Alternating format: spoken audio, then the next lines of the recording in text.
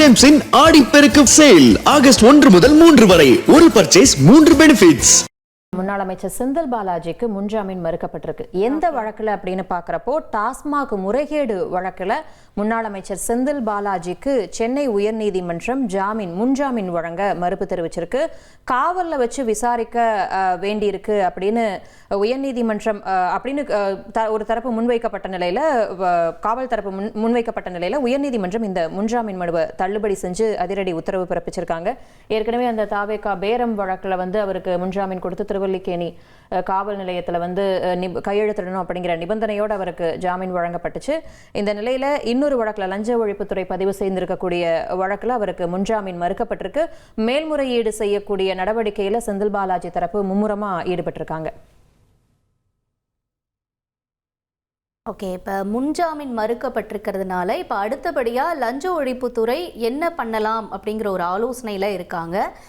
அவங்க தரப்புலேருந்து இவர் ஒரு பக்கம் உச்சநீதிமன்றத்தில் மேல்முறையீடு செய்யறதுக்கு முன்னாடி இவங்க தரப்புலேருந்து என்னென்ன நடவடிக்கை எடுக்கலாம் அப்படிங்கிறதுக்கான வாய்ப்பு இருக்குன்னு பார்த்தோன்னா, அதாவது அவருக்கு முன்னாள் அமைச்சர் செந்தில் பாலாஜிக்கு சம்மன் அளித்து விசாரிக்கிறதுக்கு லஞ்ச ஒழிப்புத்துறை திட்டமிட்டிருக்காங்க அப்படின்னு சொல்லப்படுது. பறிமுதல் செய்யப்பட்டிருக்கக்கூடிய டிஜிட்டல் ஆவணங்களும் இப்போ தீவிரமாக ஆய்வுக்கு உட்படுத்தப்பட்டு வருது. இதற்கிடையில் இவருக்கு சம்மன் அனுப்புறதுக்கான ஒரு ஆலோசனையில் ஈடுபட்டிருக்காங்க லஞ்ச ஒழிப்புத்துறை. அதிலே சென்னை தனியார் மருத்துவமனையில் செந்தில் பாலாஜி அவர்களுக்கு சிகிச்சை அளிக்கப்படுறதாகவும் ஒரு தகவல் வெளியாயிருக்கு. சிகிச்சைக்காக தனியார் மருத்துவமனைக்கு போயிருக்கிறதால இந்த குதிரை பேர வழக்கில் ஆஜராகிறதுல தாமதம் அப்படின்னு கூட ஒரு தகவல் கிடைச்சிருக்கு.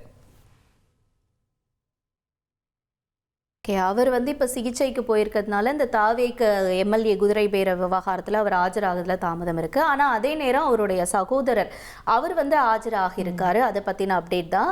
இந்த குதிரை பேரத்தில் ஈடுபட்டதா செந்தில் பாலாஜினுடைய சகோதரர் அசோக்குமார் இப்போ திருவல்லிக்கேணி காவல் நிலையத்தில் இன்னைக்கு ஆஜராகி விசாரணை அதிகாரி முன்னாடி கையெழுத்தும் விட்டிருக்காரு.